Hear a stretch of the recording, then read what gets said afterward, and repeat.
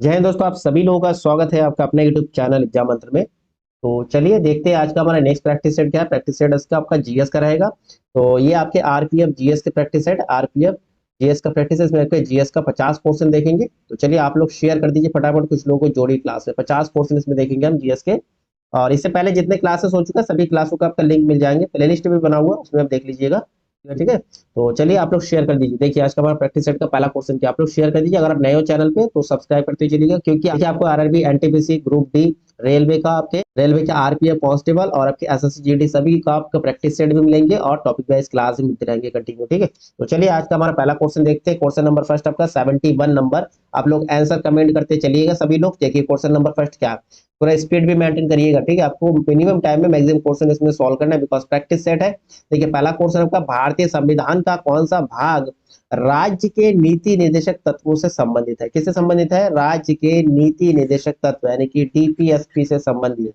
DPSP से संबंधित क्या है? चलिए बताइए। क्वेश्चन नंबर आपका 71 क्या होगा? भाग 4 में, भाग 5 में, भाग 3 में या फिर भाग 2 में? बताइए क्वेश्चन नंबर 71 का आंसर क्या होगा? चलिए कमेंट करिए।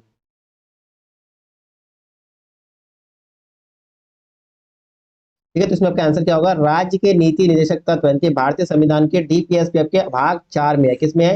भाग 4 में। अगर आपसे अनुच्छेद पूछे तो अनुच्छेद ध्यान रखिएगा। अनुच्छेद आपके 36 से 51 के अंतर्गत है। राज्य के नीति निर्देशक तत्व। अच्छा, इसमें और एक क्वेश्चन बनता है, भारत के संविधान में राज्य के नीति निर्देशक तत्व या नीति निर्देशक सिद्धांत जो है ये किस देश से लिया गया? तो आप ध्यान रखिएगा, आयरलैंड से लिया गया। किससे? आयरलैंड देश से लिया गया। ठीक है, तत्व जो आपके भाग 4 और अनुच्छेद 36 से 51 के अंतर्गत आपको मिलेंगे। चलिए नेक्स्ट क्वेश्चन देखते हैं। नेक्स्ट आपका क्वेश्चन होगा क्वेश्चन नंबर आपका 72। देखिए क्वेश्चन नंबर आपका 72 क्या कह रहा है? निम्नलिखित में से कौन सा जो आर्थिक क्षेत्र को ये गलत इग्नू देकर रखा है? ठीक है, आर्थिक क्षेत्र का ये गलत इग्नू देकर रखा है, वही आपका आंसर होगा। आप देखिए नेगेटिव वाला पूछिए, ध्यान रखिएगा। थोड़ा क्वेश्चन को समझते हुए अटेम्प्ट करिएगा, बिकॉज आपके नेगेटिव मार्किंग है इसलिए। ठीक है, तो यहाँ आपके नेगेटिव वाला चुनना है। देखिए मत्स्य मत्स्य जो है मत्स्य पालन या आपके एग्रीकल्चर इनकी कृषि से संबंधित जो जितने आपके प्रोडक्ट होंगे वो के प्राथमिक क्षेत्र है। बिल्कुल सही है, ये आपके बिल्कुल सही है। कृषि से संबंधित, मत्स्य पालन संबंधित आपका ये प्राथमिक क्षेत्र में आता है। अच्छा, परिवहन द्वितीयक देके रखा नहीं, परिवहन द्वितीयक नहीं, द्वितीयक में आपके औद्योगिक क्षेत्र आता है, औद्योगिक क्षेत्र आएगा। औद्योगिक क्षेत्र जो आपके ये सेकंड में आता है, द्वितीयक में औद्योगिक क्षेत्र। अच्छा, बैंकिंग की बात करती है तृतीयक। तृतीयक में देखिए आप थर्ड में जितने आपके सेवा होगा ना, सेवा से संबंधित जो है वो आपके तृतीयक होती है, यानी आपका बैंकिंग तृतीयक, ये भी सही है। और सॉफ्टवेयर कंपनी तृतीयक। देखिए सॉफ्टवेयर कंपनी औद्योगिक वाला आपके इसमें आपके द्वितीयक में आती है, बट आपको सॉफ्टवेयर कंपनी इसको भी सेवा के अंतर्गत रखा जाता है, तो ये आपका तृतीयक क्षेत्र, ये भी सही है। ये परिवहन ये भी आपके सेवा के अंतर्गत, ये आपके तीसरा होना चाहिए। ठीक है, कौन सा क्षेत्र है? परिवहन जो आपके, परिवहन जो द्वितीय क्षेत्र ना होगा, यहाँ पर तृतीय क्षेत्र होगा। तो ये आपका गलत दिख रखा है, आपको गलत वाला ऑप्शन ही चुनना था, यानी कि ऑप्शन आपका सेकंड इसमें करेक्ट आंसर हो गया। आपका आंसर हो जाएगा परिवहन जो आपके इसमें होना चाहिए, आपके तृतीय क्षेत्र में होना चाहिए। चलिए नेक्स्ट क्वेश्चन देखते हैं। क्लियर हो गया? नेक्स्ट आपका क्वेश्चन होगा क्वेश्चन नंबर आपका थर्ड। देखिए question number again 73। Question number 73 क्या है? किस प्रकार के बेरोजगारी में स्नातक तथा स्नातकोत्तर डिग्री वाले युवा नौकरियां प्राप्त नहीं कर पाती है? देखिए स्नातकोत्तर की डिग्री जिसके पास है, ठीक है, चाहे पीजी की बात करें चाहे आपकी ग्रेजुएशन की बात करें, दोनों डिग्री वाले जो युवा है उन्हें रोजगार प्राप्त नहीं कर पाते, वो रोजगार प्राप्त नहीं कर पाते हैं। तो उसे किस प्रकार का बेरोजगारी कहेंगे? मौसमी बेरोजगार बिल्कुल नहीं।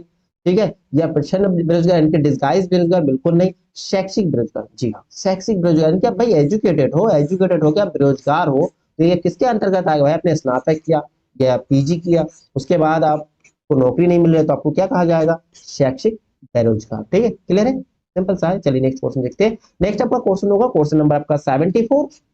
74 आपसे क्या पूछा है? देखिए भारत में रेपो दर कौन निर्धारित करता है? रेपो दर, रेपो दर क्या होता है? जैसे वाणिज्यिक बैंकों में जब धन की कमी होता है, ये किससे? रिजर्व बैंक के आपका केंद्रीय बैंक से क्या लेती है? लोन लेती है, और इस पे जो रेट लगता है, इनकी इंटरेस्ट लगता है, उसे रेपो रेट कहा जाता है। तो इसमें भारत में रेपो रेट कौन निर्धारित करता है भैया? रिजर्व बैंक ही करेगा ना, आरबीआई करेगा, केंद्रीय बैंक। आपका ऑप्शन कौन सा होगा? ऑप्शन नंबर फर्स्ट जो है करेक्ट आंसर होगा। ठीक है, क्लियर है जी। मुद्रास्फीति को नियंत्रित करने के लिए जो है रेपो दर जो है आरबीआई लगाता है। चलिए नेक्स्ट क्वेश्चन देखते हैं। नेक्स्ट आपका क्वेश्चन होगा क्वेश्चन नंबर आपका 75। 75 क्या? किस प्रकार की सरकार में लोगों को अपने स्वयं के शासकों को चुनने की अनुमति होती है? जी हाँ, किरण पब्लिकेशन से आइए प्रैक्टिस सेट आपका, किरण पब्लिकेशन से आपके फिर घटना चक्र से भी मिल जाएंगे। और इसके बाद अंकित भाटी सर जी के प्रयोग से भी अपने प्रैक्टिस क्लासेस रखेंगे। आप चैनल पे जुड़े रहिएगा। देखिए इसमें आपसे पूछा है किस प्रकार की सरकार में लोगों को अपने स्वयं के शासकों को चुनने का अनुमति है। चुनने का अनुमति भाई हम खुद चूज करते हैं अपना शासक कौन होगा, यानी आपका लीडर कौन होगा, इसको हम क्या कहेंगे, लोकतांत्रिक होगा। जैसे अपने यहाँ लोकतांत्रिक, ठीक है, डेमोक्रेसी। आपका ऑप्शन जो है सेकंड इसमें करेक्ट आंसर होगा लोकतांत्रिक, ठीक है, क्लियर है, डेमोक्रेसी। चलिए नेक्स्ट क्वेश्चन देखते हैं। नेक्स्ट आपका क्वेश्चन है क्वेश्चन नंबर आपका 76। भारतीय संविधान के अनुसार किस परिस्थिति के अंतर्गत अभिव्यक्ति की स्वतंत्रता नागरिकों से छीन ली जाती है, मतलब कौन से परिस्थिति में जो है नागरिकों से उनके अभिव्यक्ति की स्वतंत्रता जो है छीन ली जाती है, किस कंडीशन, अगर किसी व्यक्ति को कारावास में डाल दे क्या उसकी अभिव्यक्ति छीन ली जाती है, बिल्कुल नहीं। अच्छा, अगर निषेधाधिकार यानी कि वीटो लग गया उस पर, उसके क्या अभिव्यक्ति की स्वतंत्रता छीन ली जाएगी, ये भी नहीं होगा। तख्ता पलट हो गया तब भी अभिव्यक्ति आपसे छीनते हैं। सेंसरशिप, बिल्कुल सेंसरशिप होता है तो आपका अभिव्यक्ति छीन सकती है, ठीक है। ये कई बार आप नेता लोगों के साथ एक घटना होती है, देखो देखो उल्टा सीधा बयान देती है, ठीक है, उल्टा सीधा बयान देने पर फिर सुप्रीम कोर्ट उसमें अलग अलग फैसला सुनाती है, ठीक है। तो सेंसरशिप ये आपके सही आंसर होगा, सेंसरशिप, ठीक है। चलिए नेक्स्ट क्वेश्चन देखते हैं। नेक्स्ट आपका क्वेश्चन होगा क्वेश्चन नंबर आपका 77। देखिए क्वेश्चन नंबर 77 आपसे क्या पूछा है, इनमें से कौन जो है संसद का हिस्सा है, किसका हिस्सा है भैया, संसद का हिस्सा है, पार्लियामेंट का, लेकिन दोनों सदनों में से किसी का सदस्य नहीं है, ना ही राज्यसभा के ना ही लोकसभा के, दोनों ही सदनों में से किसी का भी सदस्य नहीं है। तो कौन होंगे, भारत के प्रधानमंत्री, बिल्कुल नहीं, भारत के प्रधानमंत्री राज्यसभा लोकसभा के सदस्य होते हैं। भारत के वित्त मंत्री ये भी सदस्य होते हैं। लोकसभा के अध्यक्ष भाई सदस्य हो तो उन्हीं में से चुनते हैं, लोकसभा के अध्यक्ष को ये नहीं होगा। आपका आंसर होगा भारत के राष्ट्रपति। देखिए भारत के राष्ट्रपति जो है संसद का अभिन्न अंग तो होता है, बट जो है ये दोनों सदनों में से किसी के भी सदस्य नहीं होता है। और ये भी आप लोगों को पता होगा, देखिए दोनों सदनों का प्रमुख होते हुए भी ये किसी भी सदन में बैठने या चर्चा करने में भाग नहीं लेती है, ठीक है, नहीं लेते भारत के राष्ट्रपति। लेकिन अगर विधेयक पारित करना है तो उसमें राष्ट्रपति की सहमति जरूरी होती है। चलिए नेक्स्ट क्वेश्चन देखते हैं। नेक्स्ट आपका क्वेश्चन होगा क्वेश्चन नंबर आपका 78 नंबर आपसे क्या पूछा है, भारतीय संविधान का कौन सा अनुच्छेद जो है संसद को संविधान का संशोधन करने की शक्ति देता है, ठीक है, संविधान को संशोधन करने की शक्ति देता है, कौन सा अनुच्छेद, अनुच्छेद 352, 356, 360 या 368।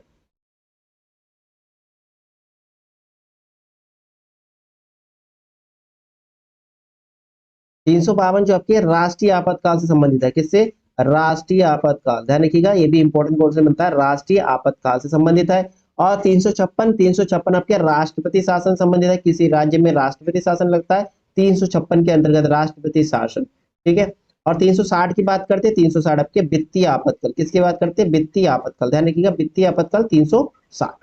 अब हमसे पूछा है संविधान में संशोधन करने की शक्ति किसको मिलती है, संसद को मिलती है, अनुच्छेद 368 के अंतर्गत, किसके अंतर्गत, 368 के अंतर्गत, ध्यान रखिएगा ये भी आपके इंपॉर्टेंट क्वेश्चन है आपके, इसमें चार, ठीक है, आपके इसमें चार क्वेश्चन क्लियर होता है। एक आपके 352 वाला, 352 आपकी किसका राष्ट्रीय आपातकाल, और 356 आपका राष्ट्रपति शासन, और 360 वित्तीय आपातकाल, ठीक है, ये तीनों क्वेश्चन आपके इंपॉर्टेंट बनता है। और संसद को संविधान में संशोधन करने का अधिकार 368 के अंतर्गत है, क्लियर है। ओके चलिए नेक्स्ट क्वेश्चन देखते हैं। फिर नेक्स्ट आपका क्वेश्चन होगा क्वेश्चन नंबर 79, ठीक है, 79। देखिए सिंपल सा क्वेश्चन है ये, लेकिन क्वेश्चन थोड़ा लॉजिकली है, घुमा देते हैं, लेकिन क्वेश्चन बहुत इजी है। आप देखिए चंद्रगुप्त मौर्य के दरबार में पश्चिम एशिया के यूनानी राजा सेल्यूकस निकेटर द्वारा भेजा गया राजदूत कौन था, यानी कि चंद्रगुप्त मौर्य के दरबार में जो है सेल्यूकस निकेटर ने कौन से राजदूत को भेजा था, ह्वेनसांग, फाहिन, या फिर मेगास्थनीस, या फिर अलवरुण। बताइए क्वेश्चन नंबर 79 का आंसर क्या होगा। ये क्वेश्चन आपको कई बार देखने को मिलता है, इससे संबंधित क्वेश्चन। देखिए चंद्रगुप्त के दरबार में सेल्यूकस ने मेगास्थनीस को भेजा था, किसको भेजा था, मेगास्थनीस को भेजा था।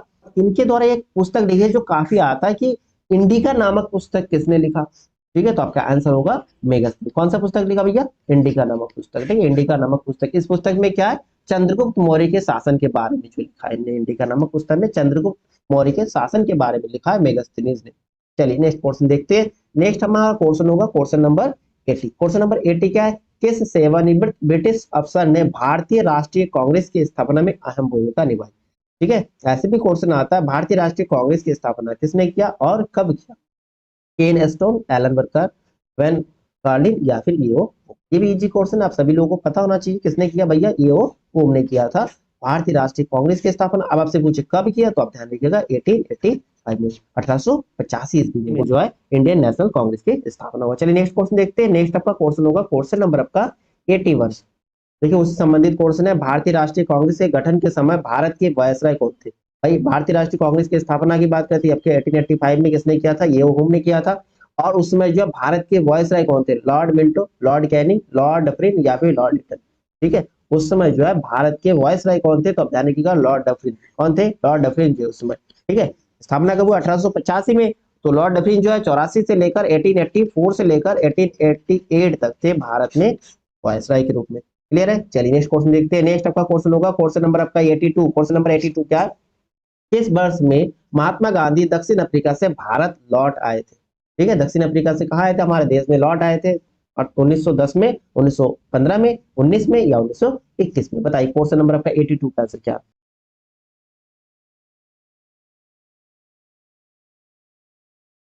महात्मा गांधी जो है भारत में कब लौटे? जनवरी 9 जनवरी 1915 में। 1915 में महात्मा गांधी भारत वापस आए।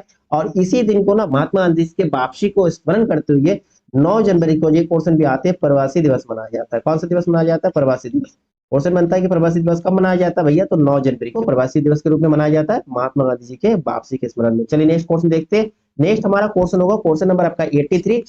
धम्म की शिक्षा देने के लिए अशोक ने किन पदाधिकारियों की नियुक्ति की थी? धम्म गुरु, धम्म योगी, धम्माचार्य या फिर धम्म महामत? बताइए क्वेश्चन नंबर 83 का आंसर क्या होगा? चलो भाई, अशोक जो है बौद्ध धर्म के प्रचार के लिए ना, बौद्ध धर्म के प्रचार के धम्म की शिक्षा के लिए पदाधिकारियों की नियुक्ति की थी। उनको क्या नाम दिया था? धम्म महामत। क्या नाम दिया था? धम्म महामत दिया था। तो क्वेश्चन नंबर आपका 83 का ऑप्शन हो गया ऑप्शन नंबर 4, धम्म महामत। क्लियर है? चलिए नेक्स्ट क्वेश्चन देखते हैं। नेक्स्ट आपका क्वेश्चन होगा क्वेश्चन नंबर आपका 84। 84 क्या आपसे पूछा है? जैन तथा बौद्ध धर्म के समय कितने आश्रमों को मान्यता प्राप्त हुई थी? कौन से? जैन धर्म और बौद्ध धर्म के समय। 6, 4, 8 या फिर 2? ध्यान रखिए इंपॉर्टेंट क्वेश्चन ये भी बनता है। देखिए सारे क्वेश्चन मैक्सिमम को इंपॉर्टेंट है, कुछ क्वेश्चन घटना चक्र से पढ़ो, किरण से पढ़ो, या फिर रोजगार में अंकित वाला बुक पढ़ो। कई सारे क्वेश्चन जो है काफी रिपीटेड होता है, इसलिए प्रैक्टिस सेट का या प्रीवियस सेट का क्वेश्चन जरूर देखना चाहिए आपको। ठीक है ना, इस टाइप के क्वेश्चन आपको रिपीटेड मिल जाते हैं। देखिए जैन धर्म और बौद्ध धर्म ये दोनों जो भारत के लोकप्रिय धर्मों में आते हैं। और उस समय जो आश्रमों की संख्या कितने थे? 4 थे। अब आश्रम क्या होता है भैया? आश्रम कितने हैं ये नाम ध्यान रखिएगा। पहला तो आपके ब्रह्मचारी, ब्रह्मचारी। दूसरा, दूसरा क्या है? दूसरा गृहस्थ। ठीक है, तीसरा, तीसरा क्या? वानप्रस्थ, वानप्रस्थ, वानप्रस्थ। और चौथा जो है सन्यास। ठीक है, ये 4 आश्रम। क्लियर है?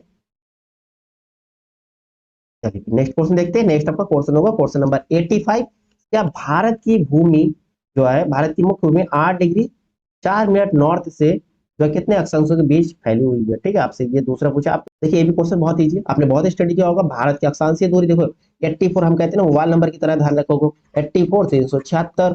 ठीक है, यानी कि आपके 8 डिग्री 4 मिनट से 37 डिग्री 6 मिनट।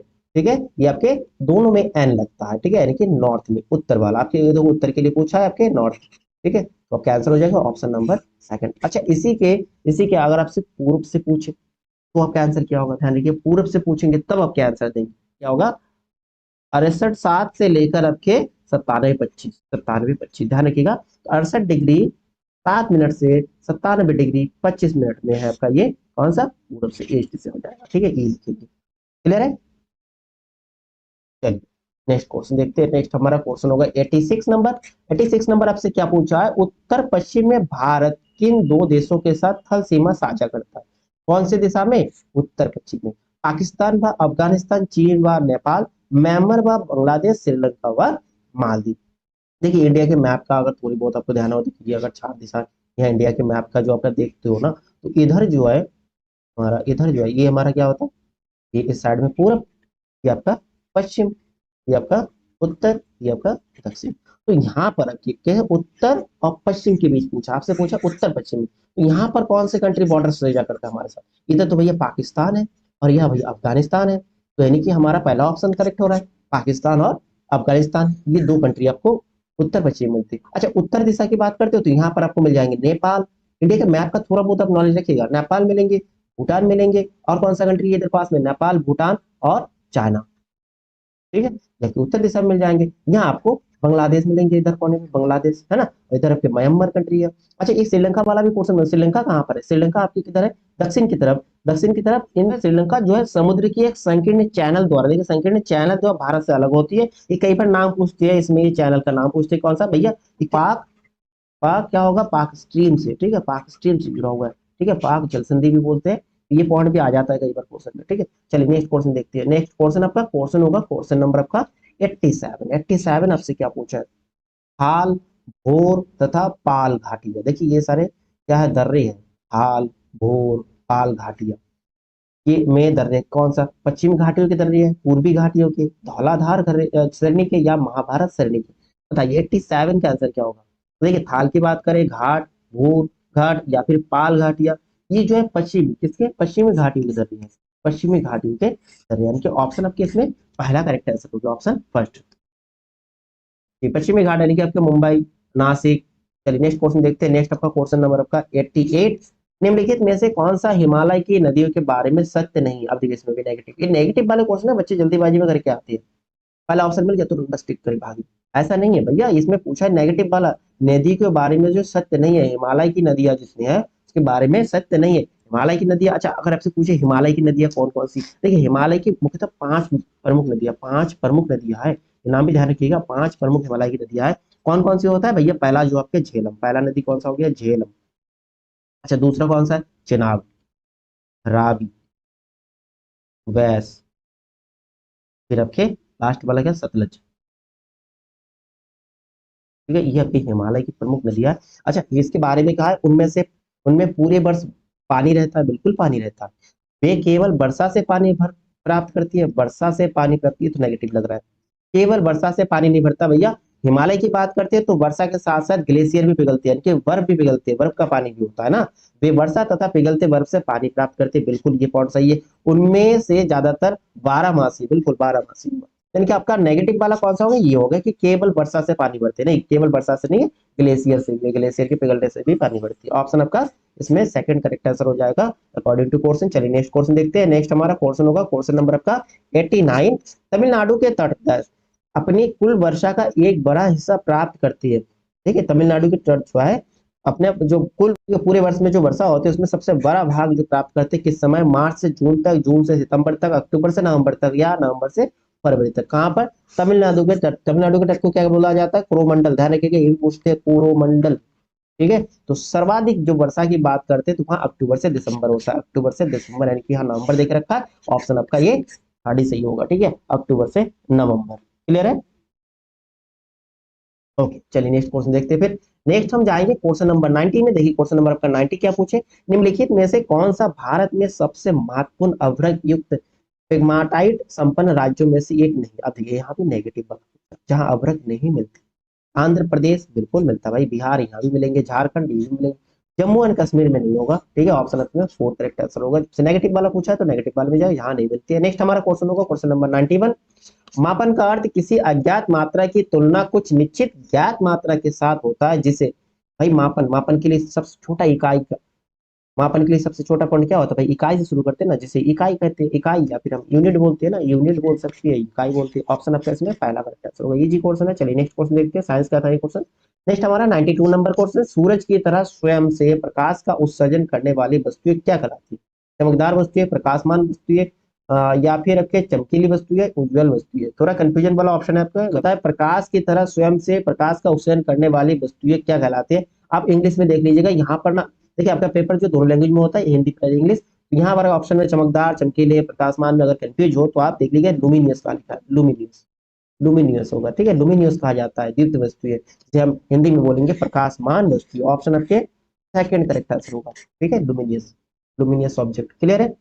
ओके चलिए नेक्स्ट क्वेश्चन देखते हैं फिर। हमारा नेक्स्ट हमारा क्वेश्चन होगा 93 नंबर। विद्युत सेल की धातु की टोपी आमतौर पर विद्युत सेल का कौन सा टर्मिनल होता है? नेगेटिव वाला, पॉजिटिव वाला, या फिर न्यूट्रल, या फिर रहित? ठीक है, विद्युत सेल का जो विद्युत बैटरी होगा, बैटरी की जो ऊपर वाला यहाँ पर जो टोपी होता है, तो यहाँ नेगेटिव होता है, पॉजिटिव होता है, ये आपसे पूछा। देखिए आप ध्यान रखिएगा, विद्युत सेल का जो ये ऊपर वाला ये पॉजिटिव सेल होता है, इधर वाला आपके नेगेटिव होता है, यानी कि ये विद्युत सेल का ये कौन सा हिस्सा होगा? पॉजिटिव टर्मिनल है। ऑप्शन आपका सेकंड करेक्ट आंसर होगा, ऑप्शन सेकंड। क्लियर है? टेट्राई सेल की बात हो रहा है। चलिए नेक्स्ट क्वेश्चन देखते हैं। नेक्स्ट हम देखेंगे क्वेश्चन नंबर आपका 94। 94 नंबर क्वेश्चन आपसे क्या पूछा, निम्नलिखित में से कौन सा रोग जो विषाणु के वायरस के कारण नहीं होता। देखिए वायरस के कारण नहीं होता। देखिए वायरस संबंधित होने वाले रोग, जीवाणु से बैक्टीरिया से होने वाले रोग, आपके प्रोटोजोआ कवक से होने वाले रोग, इन सारों को मैंने एक ट्रिक बेस में क्लास है, उसमें आप शॉर्ट वीडियो देख लीजिए, उसमें आराम से इजीली क्लियर हो जाएगा, आपको लर्न कर ले सकते। ठीक है, आपको आप लर्न कर सकते हो वायरस से होने वाली प्रमुख बीमारी, होने वाली प्रमुख बीमारी कौन कौन सी, इससे संबंधित आपको क्वेश्चन मिल ही जाता है, हर एग्जाम मिलते हैं। देखिए इसमें आपसे पूछा वायरस के कारण नहीं होता, भाई पीलिया वायरस से होता है, बिल्कुल। चेचक, ठीक है, जो चिकन पॉक्स होता है ये भी वायरस से होता है। तिलिस्मिक ज्वर यानी कि इन्फ्लुएंजा ये भी वायरस से होता है। आगे आपके पूछे आप यानी कि टाइफाइड, ये आपके भैया बैक्टीरिया से होता है। ठीक है, ये जीवाणु से होता है। किससे होता है, जीवाणु यानी कि आपके बैक्टीरिया से होता है, जीवाणु का। तो यही आपका आंसर हो जाएगा, क्योंकि हमसे नहीं वाला पूछा जो वायरस से नहीं होता है ना। चलिए नेक्स्ट क्वेश्चन देखते हैं। नेक्स्ट हम जाएंगे क्वेश्चन नंबर 95। देखिए आप लोगों का सभी भरपूर टाइम है, स्टडी करिए, हर क्वेश्चन को समझते हुए स्टडी करेंगे तो उसमें आपकी ये मत देखिए आपके सामने एक क्वेश्चन है, उससे आपके 2-3 क्वेश्चन और क्लियर होता है। ठीक है, इसलिए क्लास को पूरा जरूर देखते हुए चलिएगा, नहीं कि बस बीच में स्किप करिए, कभी उस चैनल में चलेंगे कभी उस चैनल में। अब जहां से जो भी क्लास ले रहे हो उस क्लास को पूरा लेने की कोशिश करिएगा और मैक्सिमम क्वेश्चन कवर करने की कोशिश करिएगा। देखिए आप सीखोगे अगर ना, आपके आरपीएफ की बात नहीं करके आप किसी भी एग्जाम बैठोगे, आप आराम से इजीली आप क्वालिफाई कर सकते हो। देखिए एक इमारत में ईंटें जीवों में ये समान कोशिकाएं उत्पो अंगों ग्रंथि, ये छोटा सा एग्जाम्पल हम 10 क्लास में पढ़ती हो कि एक ईंट, जो इमारत की एक ईंट को क्या कहते हैं भैया, कोशिका कहते हैं। ठीक है, अब बहुत सारी ईंटों से जो बनते हैं, क्या बनते हैं, दीवार बनते हैं, उसको हम क्या कहते हैं, दीवार को ऊतक कहते हैं, है ना। ये पढ़ चुके हो आप लोग। एक इमारत में ईंट जो जीवों के लिए क्या होता है, कोशिका के समान होता है। ये ऑप्शन आपका पहला करेक्ट आंसर हो जाएगा। चलिए नेक्स्ट क्वेश्चन देखते हैं। नेक्स्ट हम जाएंगे क्वेश्चन नंबर आपका 96 में। 96 आपसे पूछा पदार्थ जो आमतौर पर स्वाद में कड़वे होते हैं तथा छूने पर जो साबुन से प्रतीत होती है, छूने पर कैसे प्रतीत होता है, साबुन से, वो क्या कहलाते हैं, अम्ल। बिल्कुल नहीं है, अम्ल का स्वाद भी कैसा होता है, कड़वा थोड़ी ना होता। अम्ल का स्वाद कैसा होता है भैया, अम्ल है ना, खट्टा होगा। अम्ल भाई खट्टा, जैसे इमली हो गया, नींबू हो गया, संतरे हो गया, ये क्या होगा, क्षारक होगा, बेस होगा। ठीक है, बेस आपका ऑप्शन आपका सेकंड इसमें करेक्ट आंसर होगा। अगर अम्ल और क्षार के दोनों का क्रिया कराते कौन सा रिएक्शन बनता है, उदासीनीकरण। ये भी ध्यान रखिए, न्यूट्रलाइज हो जाता है। ठीक है, अम्ल जब क्षार के साथ क्रिया करती है तो न्यूट्रलाइज होता है, या फिर क्षार जब अम्ल से क्रिया करते हैं तो न्यूट्रलाइज होता है, इनकी उदासीनीकरण। क्लियर। चलिए भैया नेक्स्ट क्वेश्चन देखते हैं। नेक्स्ट हमारा क्वेश्चन होगा क्वेश्चन नंबर 97। 97 आपसे पूछा है कुछ समय के लिए खुले में छोड़े गए लोहे के एक टुकड़े पर भूरे रंग की झिल्ली के रूप में अर्जित होता है। भाई खुले में अगर लोहा आने की हमने आयरन छोड़ दिया तो उसमें क्या आता है, ऑक्साइड आ जाता है, जिसे हम क्या कहते हैं, जंग कहते हैं। बहुत इजी क्वेश्चन है। चलिए भैया नेक्स्ट क्वेश्चन देखते हैं। नेक्स्ट हम जाएंगे क्वेश्चन नंबर आपका 98 में। 98 क्वेश्चन बहुत अच्छा क्वेश्चन है। सेलुलोज डैश का ये एक बहुलक है। सेलुलोज किसका, फ्रक्टोज का है, इलेक्ट्रोज का है, ग्लूकोज का है या सुक्रोज का है। देखिए ये तो बहुलक है, बहुलक। ठीक है, बहुत सरणी वाला, सरणी। तो सेलुलोज क्या है, सेलुलोज ग्लूकोज का एक बहुलक है। ध्यान रखिएगा किसका, ग्लूकोज का, सेलुलोज ग्लूकोज का। जो सेलुलोज आपके मैक्सिमम हरे पौधे की प्राथमिक कोशिकाओं के रूप में मिलता है। ठीक है, चलिए नेक्स्ट क्वेश्चन देखते हैं। नेक्स्ट हमारा क्वेश्चन होगा क्वेश्चन नंबर 99। 99 क्या पूछा है, धुएं तथा कोहरे के बनी वातावरण में मोटी कोहरे की तरह पड़ती क्या कहलाती है। ठीक है, अभी तो भाई शीत लहर में तो आपको देखने को मिलेंगे धुआं और कोहरे से बनने वाले जो मोटी लेयर बन जाएंगे आपके वातावरण में, उसे हम क्या कहेंगे, धुंध कहते हैं ना।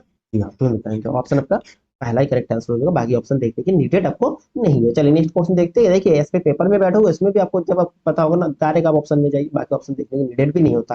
नेक्स्ट आपका क्वेश्चन है क्वेश्चन नंबर 100। ये एक जलीय पारिस्थितिक तंत्र में संख्या का पिरामिड। देखिए संख्या का पिरामिड की बात किया, पिरामिड होता है सदैव उल्टा, सदैव सीधा, आंशिक रूप से उल्टा, तर्करूपी। अब देखिए अगर परिस्थिति तंत्र के अगर खाली नेट की बात करती है, आपकी परिस्थिति की श्रृंखला की बात करती है, तो आपका क्या होता है, वो बाई डायरेक्शन भी हो सकता है, मल्टी डायरेक्शन के बहु दिशात्मक होता है। अगर पिरामिड की बात करते हैं, पिरामिड आपका क्या होता है, सदैव सीधा बनता है ना। जैसे भाई हरे हरे पेड़ पौधे जो आपके क्या होता है, हरे पेड़ पौधे ये आपके क्या होता है, ऑटोट्रफ जिसे बोलेंगे। ये जो इसको जो है कौन भाई, शाकाहारी लोग शाकाहारी जो जानवर है या शाकाहारी जंतु खाएंगे, और शाकाहारी जानवर को फिर मांसाहारी खाएंगे। ठीक है ना, तो इस प्रकार की एक सीधा डायरेक्शन बन गया, सीधा डायरेक्शन। ठीक है, या पढ़ते हो 10 क्लास में ट्राइंगल वाला ऐसा शेप बनता है ट्राइंगल वाला। चलिए नेक्स्ट क्वेश्चन देखते हैं। नेक्स्ट हम क्वेश्चन देखते हैं क्वेश्चन नंबर आपका 101। 101 क्या, WHO 2023 ग्लोबल टीबी रिपोर्ट के अनुसार 2022 में दुनिया का तपेदिक यानी कि टीबी के सबसे अधिक मामले किस देश में, टीबी की जो बीमारी है उसका मरीज जो सबसे अधिक या सबसे ज्यादा मामले किस देश में मिला है, चीन में मिला है, नाइजीरिया में, या भारत में, या इंडोनेशिया में। ठीक है, ये क्वेश्चन आप ध्यान रखिएगा।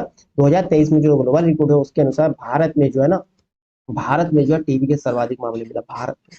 ठीक है, दुनिया के जितने टीबी की बीमारी, दुनिया में जितने केसेस मिला उसका 27%, 27% जो है ओनली भारत में मिली है। 27%, कम नहीं, बहुत ज्यादा। चलिए नेक्स्ट क्वेश्चन देखते हैं। नेक्स्ट हमारा क्वेश्चन होगा क्वेश्चन नंबर 102, वैगनी क्रांति यानी कि पर्पल रेवोल्यूशन जिसे जम्मू और कश्मीर से शुरू किया गया था, ठीक है, को किस रूप में भी जाना है और कौन से नाम से जानते हैं? लेवेंडर क्रांति, इंडिगो क्रांति, ऑर्किड क्रांति या लिलक क्रांति। देखिए बैगनी क्रांति यानी कि पर्पल रेवोल्यूशन, इसको जो है लेवेंडर क्रांति के नाम से भी जानते हैं। चलिए नेक्स्ट क्वेश्चन देखते हैं, अगर क्लियर हो गया तो थोड़ा स्पीड मेंटेन करिए। क्वेश्चन नंबर हमारा 103, सिंधु घाटी सभ्यता कैसा है? ताम्र युगीन है, लौह युगीन है, अक्ष युगीन है या कांस्य युगीन? सिंधु घाटी की सभ्यता को और किस नाम से जानते हैं भैया? सिंधु घाटी की सभ्यता, सिंधु घाटी की सभ्यता को क्या कांस्य युगीन कहा जाता है, कांस्य युगीन सभ्यता। इनके ऑप्शन आपका चौथा करेक्ट आंसर ऑप्शन 4। चलिए नेक्स्ट क्वेश्चन देखते हैं। नेक्स्ट हमारा क्वेश्चन होगा क्वेश्चन नंबर 104, कौन सी संस्था प्रोडक्शन गैप रिपोर्ट, ठीक है, प्रोडक्शन गैप रिपोर्ट यानी कि उत्पादन अंतर रिपोर्ट, उत्पादन अंतर रिपोर्ट, उत्पादन अंतर रिपोर्ट जारी करता है? यूनिसेफ, डब्ल्यूएचओ, यूएनईपी या फिर यूएनडीपी? बताइए क्वेश्चन नंबर 104 का आंसर क्या होगा? देखिए इसमें आपका आंसर होगा यूएनईपी यानी कि आपका संयुक्त राष्ट्र पर्यावरण कार्यक्रम के अंतर्गत, ठीक है, क्लियर है। क्वेश्चन नंबर आपका 104, प्रोडक्शन गैप रिपोर्ट कौन देता है? यूएनईपी। चलिए नेक्स्ट क्वेश्चन देखते हैं। नेक्स्ट हमारा क्वेश्चन होगा क्वेश्चन नंबर आपका 105, भारतीय संविधान के अनुसार उच्चतम, देखिए उच्चतम न्यायालयों के न्यायाधीशों की सेवानिवृत्त आयु, उच्चतम न्यायालय पूछा आपके, ठीक है, सर्वोच्च न्यायालय के लिए पूछा है। तो सर्वोच्च न्यायालय में जो है न्यायाधीशों की रिटायरमेंट यानी कि सेवानिवृत्ति की आयु पूछा है, 60 वर्ष, 62 वर्ष, 65 वर्ष या फिर आपके 70 वर्ष। तो इसमें आपका आंसर क्या होगा? वर्तमान के अंतर्गत हम आंसर देंगे। तो वर्तमान में जो है सर्वोच्च न्यायालय की न्यायाधीशों की जो सेवानिवृत्ति की रिटायरमेंट की आयु है 65 वर्ष है। कितने साल? 65। अगर आपसे उच्च उच्च न्यायालय की पूछे तो उच्च न्यायालय का 62 वर्ष, उच्च न्यायालय के कितने साल है भाई? 62 वर्ष। अगर उच्च न्यायालय की पूछे तो 62 वर्ष और सर्वोच्च न्यायालय की 65 वर्ष है। क्लियर है। चलिए नेक्स्ट क्वेश्चन देखते हैं। नेक्स्ट हमारा क्वेश्चन होगा क्वेश्चन नंबर 106, पदार्थ में डैश की स्वतंत्र उपस्थिति के कारण पदार्थ विद्युत को सुचालक बनाता है, सुचालक यानी कि कंडक्टर बनाता है, किसके कारण? पॉजिटिव पॉजिट्रॉनों को, प्रोटॉनों को, इलेक्ट्रॉनों को या न्यूट्रॉनों को? ये क्लियर है भाई, इलेक्ट्रॉन के कारण होता है ना, इलेक्ट्रॉन के कारण ही तो होता है। फिजिक्स का क्वेश्चन है, इजी भी है, आप लोगों को पता हो इलेक्ट्रॉन के कारण जो पदार्थ में जो है कंडक्टर यानी कि चालक बनता है। क्लियर है। विद्युत का चालक यानी कि सुचालक। पदार्थ में स्वतंत्र रूप से क्या होता है भाई? इलेक्ट्रॉन होता है, मुक्त इलेक्ट्रॉन, इसी की उपस्थिति के कारण जो है पदार्थ में क्या होता है? चालकता आती है। चलिए नेक्स्ट क्वेश्चन देखते हैं। नेक्स्ट हमारा क्वेश्चन होगा 107 नंबर। 107, समुद्री गोंडवाना जीवाश्म पार्क अवस्थित है। देखिए समुद्री गोंडवाना जीवाश्म पार्क, अच्छा क्वेश्चन है, ध्यान रखिएगा, ये आपके करंट अफेयर्स बन सकता है। गोंडवाना जीवाश्म पार्क अवस्थित है छत्तीसगढ़ में, राजस्थान में, तमिलनाडु में या फिर गुजरात में? 107 नंबर का आंसर क्या होगा? देखिए होगा छत्तीसगढ़ में, छत्तीसगढ़ होगा, ठीक है। गोंडवाना जीवाश्म पार्क कहाँ पर है? छत्तीसगढ़ में। कहाँ पर है? छत्तीसगढ़ में। अगर छत्तीसगढ़ की जगह की बात करते हैं, छत्तीसगढ़ के सरगुजा जिले के मानेंद्रगढ़, ठीक है, सरगुजा, सरगुजा जिला पड़ेगा आपका, जिला सरगुजा मानेंद्रगढ़ में, ठीक है। चलिए नेक्स्ट क्वेश्चन देखते हैं। नेक्स्ट हमारा क्वेश्चन होगा 108 नंबर। देखिए 108 नंबर क्या है?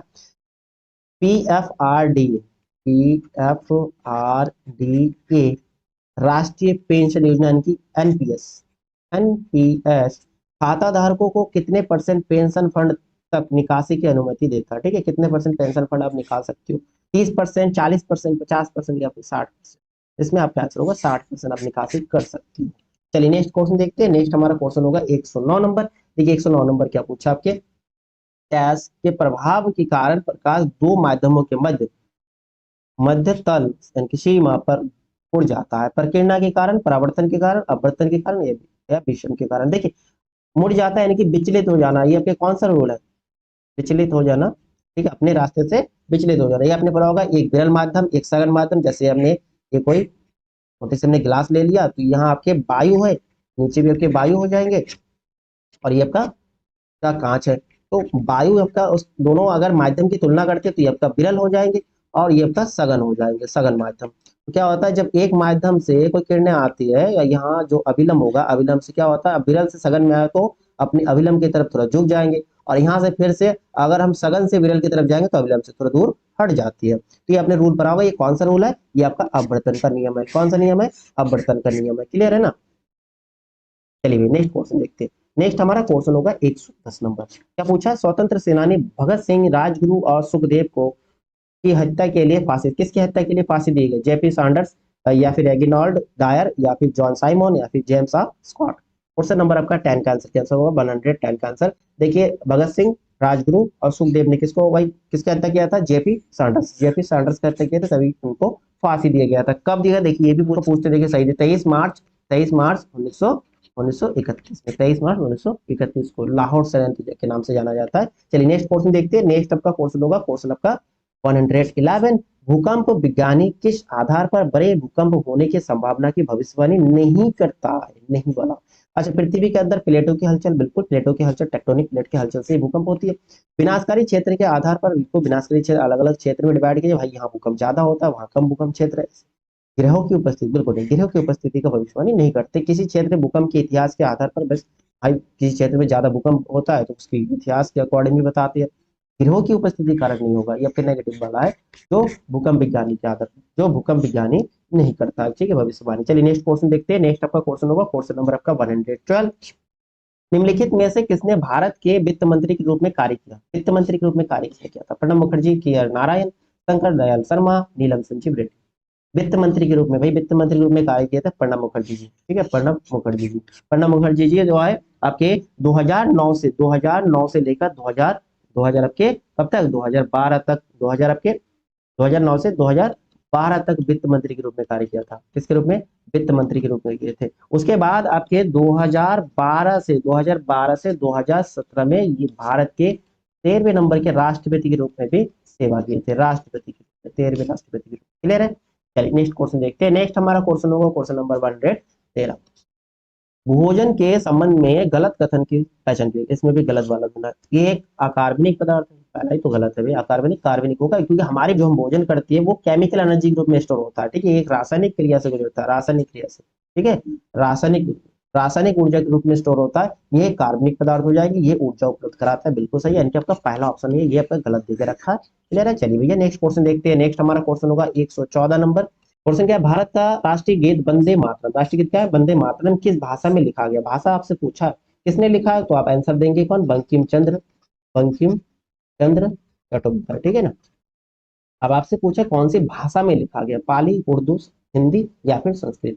इसमें आपका आंसर होगा संस्कृत, ठीक है, संस्कृत के साथ उन्होंने बंगला भाषा में भी लिखा था, बंगला, ठीक है, बंगला भाषा में, ठीक है। इसका जो है इनने अपनी पुस्तक, कैसे, कौन सी पुस्तक? आनंद मठ, ठीक है, आनंद मठ में प्रकाशित किया था, आनंद मठ में प्रकाशित किया था। चलिए नेक्स्ट क्वेश्चन देखते हैं। नेक्स्ट हमारा क्वेश्चन होगा 115 नंबर। 115 नंबर सब को संदर्भित करता है, सब, ठीक है। एक चिकित्सीय रूप में जीवित इंसान, जीवित नहीं भैया, मृत इंसान हो सकता है। शरीर रचना विज्ञान के लिए मृत मानव शरीर, बिल्कुल मृत मानव शरीर, ठीक है, सबको शरीर रचना विज्ञान के लिए एक मृत शरीर के रूप में होता है। परीक्षण के लिए जीवित इंसान नहीं होगा, पुनर्जीवित मानव बिल्कुल मृत शरीर। चलिए सबका मतलब भाई मृत है। चलिए नेक्स्ट क्वेश्चन देखते हैं। नेक्स्ट आपका क्वेश्चन होगा क्वेश्चन नंबर आपका 116। द ग्रेट इंडियन नॉवेल पुस्तक प्रसिद्ध राजनीतिक द्वारा लिखी, इनके द्वारा वरुण गांधी जो है, डेरेक ओब्रायन, क्या या ये की एंटोनी या फिर Shashi Tharoor. The great Indian novel पुस्तक की अगर रचयिता की बात करें तो ये आपका आंसर होगा शशि थरूर, ठीक है, ऑप्शन आपका 4th नंबर करेक्ट आंसर होगा। चलिए नेक्स्ट क्वेश्चन देखते हैं। नेक्स्ट हमारा 118 नंबर। इसरो का वाणिज्यिक और विपणन शाखा, इसरो का वाणिज्यिक और विपणन शाखा है एंट्रिक्स निगम लिमिटेड, इसरो गृह निगम या इसरो विपणन निगम लिमिटेड या अंतरिक्ष अनुसंधान केंद्र। इसरो का वाणिज्यिक और विपणन शाखा कौन सी है? एंट्रिक्स निगम लिमिटेड होगा, ऑप्शन आपका पहला इसमें करेक्ट आंसर होगा 118 का, ठीक है, 118 का। क्लियर है? चलिए नेक्स्ट क्वेश्चन देखते हैं। नेक्स्ट हमारा क्वेश्चन होगा 119 नंबर। क्या प्रति इकाई क्षेत्र में व्यक्तियों की संख्या, प्रति इकाई क्षेत्र में का माप है, माप देती है, क्या जनसंख्या घनत्व का, जनसंख्या लिंगानुपात का, जनसंख्या आवागमन का या जनसंख्या वृद्धि दर का? बताइए। प्रति इकाई क्षेत्रफल, देखिए प्रति इकाई या प्रति किलोमीटर के क्षेत्र में व्यक्तियों की संख्या, इसको क्या कहते हैं? जनसंख्या घनत्व, ठीक है। आप कमेंट करके बताइए, आप कमेंट करके बताइए वर्तमान में भारत की जनसंख्या घनत्व क्या है? जनसंख्या घनत्व क्या है? जनसंख्या घनत्व भारत का अभी वर्तमान में क्या है? चलिए नेक्स्ट क्वेश्चन देखते हैं। नेक्स्ट हमारा क्वेश्चन होगा क्वेश्चन नंबर 120। भारतीय कृषि अनुसंधान संस्थान यानी कि IARI ने पराली जलाने से निपटने के लिए धान की कौन सी किस्म की विकसित किया, ठीक है, पराली जलाने से निपटने के लिए जो धान की एक नए किस्म विकसित किया, वो कौन सा है? पूसा 2030 यानी कि 2030, या फिर पूसा 2090, या फिर पूसा 2050, या फिर 2060, ठीक है। भारतीय कृषि अनुसंधान संस्थान द्वारा विकसित किया गया नया किस्म की बीज कौन सा है? जिसमें आपका आंसर होगा पूसा 2090, ऑप्शन आपका सेकंड करेक्ट आंसर होगा। क्लियर है? ठीक है, तो यहाँ आपके 50 क्वेश्चन हो गया, 50 क्वेश्चन हो गया, ये आपके प्रैक्टिस सेट था। तो चाहो तो आप अपने स्कोर शेयर करिए, स्कोर शेयर करिए, आप खुद का एनालाइज भी करिए कि आप लोगों का रॉन्ग कितना हो रहा है और आगे आपका टारगेट क्या होगा, ठीक है ना। और वीडियो अगर अच्छा लगा तो लाइक और शेयर करते चलिए। दोस्तों को शेयर जरूर कर दीजिए। चलिए हम नेक्स्ट क्लास में मिलते हैं आप लोगों के साथ, तब तक के लिए दोस्तों जय हिंद, थैंक यू।